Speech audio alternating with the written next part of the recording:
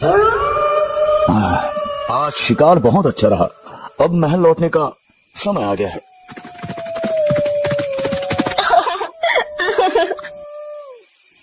ये आवाज कहां से आ रही है? चलो देखते हैं।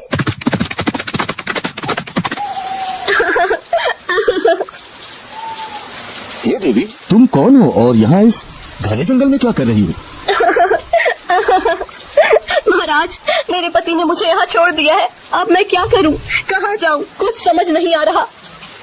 राजा ने देखा कि औरत बहुत खूबसूरत है। उसकी सुंदरता से मोहित होकर राजा ने उसे सहारा देने का निर्णय लिया। अगर तुम चाहो तो मुझसे शादी कर सकती हो और मेरे महल में मेरे साथ रह सकती हो। ठीक है महाराज, मुझे आपकी शरण स्वीकार है। औरत राजा की बात मानकर उनके साथ महल में चली गई।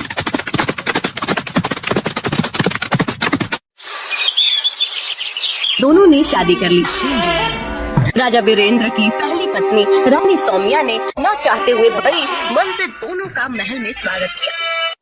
रानी सौम्या के 2 पुत्र थे, राजकुमार आदित्य और राजकुमार धीरेन। वो दोनों बड़े ही चंचल थे, परंतु छोटी रानी सुष्मिता के महल में आने के बाद से दोनों चुप से रहने लगे। हमें कुछ ठीक नहीं लग रहा। कुछ दिनों से राजकुमार आदित्य और राजकुमार धीरेन कुछ चुप से रहने लगे हैं। अरे बड़ी महारानी, आप व्यर्थ में चिंतित हो रही हैं। राजकुमार ठीक हो जाएंगे। हम वैद्यराज जी को अभी संदेश भिजवाते हैं। जी महाराज, आप कह रहे हैं तो हम मान लेते हैं। राजवैद्य दोनों राजकुमारों का इलाज शुरू करते हैं, पर दोनों की प्रकृति में कोई सुधार नहीं होता। ऐसे ही दिन बीतते जा रहे थे। कुछ दिनों बाद राजा भी बीमार पड़ने लगे। दिन पर दिन उनकी तबीयत बिगड़ती जा रही थी। महाराज, हमने हर संभव इलाज किया, लेकिन आपकी तबीयत में कोई सुधार नहीं हो रहा है। ये आखिर मुझे क्या हो रहा है?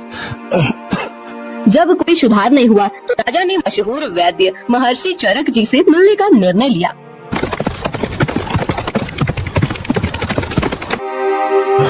महर्षि जी, मैं बहुत बीमार हूँ। जब से मैंने नई शादी की है तब से मेरी तबीयत बिगड़ती जा रही है। महाराज, क्या आप बता सकते हैं कि वो औरत आपको कहाँ मिली थी? महर्षि, वो मुझे जंगल में मिली थी जब मैं शिकार से लौट रहा था। महाराज, वो औरत नहीं, इच्छाधारी नागिन है। नागिन, उसके जहर के कारण ही आप बीमार हो रहे हैं। महाराज, मुझे विश्वास नहीं हो रहा कि मेरी नई रानी नागिन है। आप एक काम करें, महल जाकर हर जगह से पीने का पानी हटा दे और कुएं को ढक दे। फिर आधी रात को उसे कहें कि आपको बहुत प्यास लगी है और पानी चाहिए। देखना वो पानी कहाँ से लाती है। राजा ने वैद्य महर्षि चरक जी की सलाह मानी और महल में सभी पानी के बर्तन खाली करवा दिए और कुएं को ढकवा दिया। मुझे बहुत तेज प्यास लगी है, मुझे पानी दो। ठीक है, मैं पानी लाती हूँ। नई रानी बिस्तर पर लेटे लेटे ही एक गिलास हाथ में लेकर पानी ढूंढने लगी। उसने अपना हाथ बिस्तर से लंबा करके पूरे महल में पानी ढूंढा, लेकिन कहीं भी पानी नहीं मिला। फिर उसने अपना हाथ कुएं की तरफ बढ़ाया, लेकिन वहाँ भी पानी नहीं मिला। अंत में उसने अपना हाथ बहुत दूर नदी की तरफ बढ़ाया और वहाँ से पानी लेकर राजा को दे दिया। ये औरत तो सचमुच नागिन है। बिस्तर से उठे बिना नदी से पानी ले आई।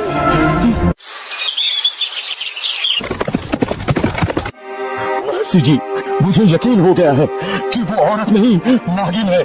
मुझे उससे बचाइए महर्षि जी, मुझे उससे बचाइए। महाराज, आज आप अपनी पहली पत्नी रानी सौम्या से कहे कि चलो समुद्र देखने चलते हैं। जब आप ऐसा कहेंगे तो नई रानी भी साथ चलने का जिद करेगी। फिर आप उसे भी साथ लीजिए। आगे का काम मैं देख लूंगा। राजा ने महर्षि चरक जी की बात मानी और महल लौटकर अपनी पहली रानी सौम्या से कहा, रानी सौम्या, चलो समुद्र देखने चलते हैं। मुझे भी समुद्र देखना है। हाँ ठीक है भाई, तुम भी चलो। अगले दिन सब समुद्र के पास पहुँचे। महर्षि चरक जी भी साथ में आए। सब लोग नाव में सवार होकर समुद्र में घूमने लगे।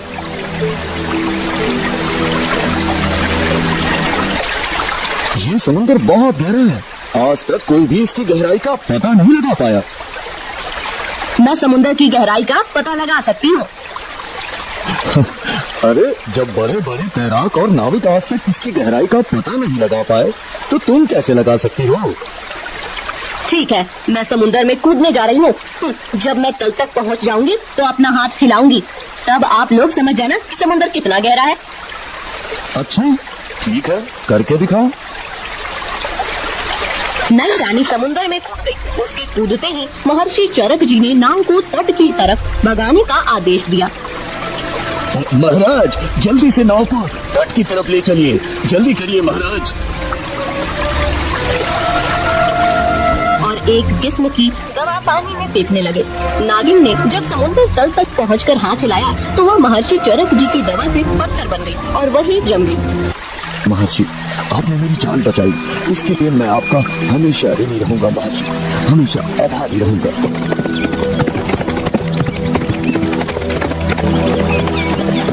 राज्य में दोनों राजकुमारों की प्रकृति भी ठीक हो गई और राजा भी स्वस्थ हो गए। राजा ने महर्षि चरक जी को ढेर सारा इनाम दिया और अपनी पहली रानी सौम्या और दोनों राजकुमारों के साथ हंसी खुशी रहने लगे।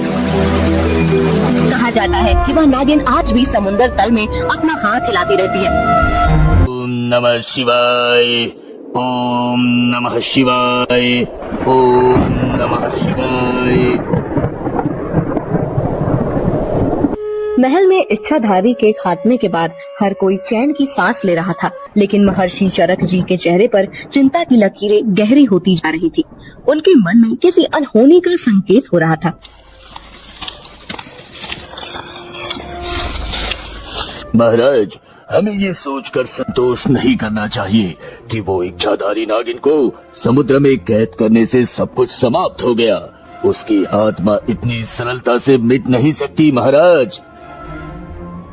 क्या महर्षि आप क्या कहना चाहते हैं कि वो नागिन अभी भी हमारे बीच हो सकती है?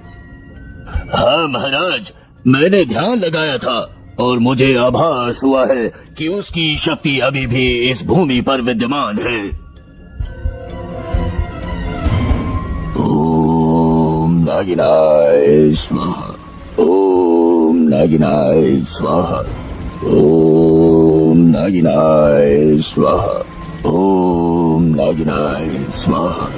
दूसरी ओर समुद्र के गहरे तल में जहाँ नागिन की आत्मा को महर्षि ने एक पत्थर में कैद कर दिया था, वहाँ एक दुष्ट तांत्रिक ने अपनी साधना शुरू की थी। उसका लक्ष्य था नागिन की शक्तिशाली आत्मा को मुक्त कर उसके माध्यम से अपनी शक्ति बढ़ाना। ओम नागिनाय स्वाहा, ओम नागिनाय स्वाहा। तेरी शक्ति को मैं बुलाता हूँ। ओ नागिन, इस संसार में वापस आ, वापस आ। समुद्र की लहरें बढ़ने लगी। पानी में से एक तीव्र नीली रोशनी उभरने लगी। वह पत्थर जिसमें नागिन की आत्मा बंद थी धीरे धीरे फूटने लगा। अचानक एक भयंकर गर्जना के साथ नागिन पत्थर के बाहर आ गई। मैं मुक्त हो गई। इस संसार ने मुझसे जो लिया, अब मैं उसे वापस लूंगी। मैं तुम्हारी शक्ति के साथ इस दुनिया पर राज करूंगा, राज। तांत्रिक की योजना थी कि वह नागिन की शक्ति का उपयोग कर पूरे राज्य को अपने नियंत्रण में ले। ये तो संभव नहीं है तांत्रिक। नागिन ने अपनी कुटिलता से तांत्रिक को धोखा दिया। वह उसे मारकर उसके सारे जादू पर कब्जा कर लेती है। अब नागिन पहले से भी शक्तिशाली हो चुकी थी। कोई भी मेरी शक्तियों को नियंत्रित नहीं कर सकता। अब मैं अपना बदला पूरा करूंगी और उस राजा वीरेंद्र को तबाह करूंगी जिसने मुझे कैद किया था। महल के बगीचे में एक दिन रानी सौम्या टहल रही थी। अचानक उन्हें ऐसा महसूस हुआ जैसे कोई उन्हें देख रहा है। एक अनजानी घबराहट उनके दिल में घर करने लगी। ये हवा इतनी तेज क्यों हो गई? कोई यहाँ है क्या? अचानक एक अदृश्य शक्ति रानी सौम्या पर हमला करती है। उनके गले पर एक ठंडी नागिन जैसी छाया महसूस होती है। वे घबराकर पीछे हटती हैं, लेकिन वह छाया धीरे धीरे गायब हो जाती है। सौम्या समझ जाती है कि यह कोई सामान्य घटना नहीं थी। एक रात जब पूरा महल गहरी नींद में था, नागिन ने अपना रूप धारण कर लिया। वह एक सर्पनी के रूप में राजकुमारों के कक्ष में प्रवेश करती है। अब मैं अपना बदला पूरा करूंगी। राजा वीरेंद्र के प्रिय पुत्र अब मेरे कैदी होंगे।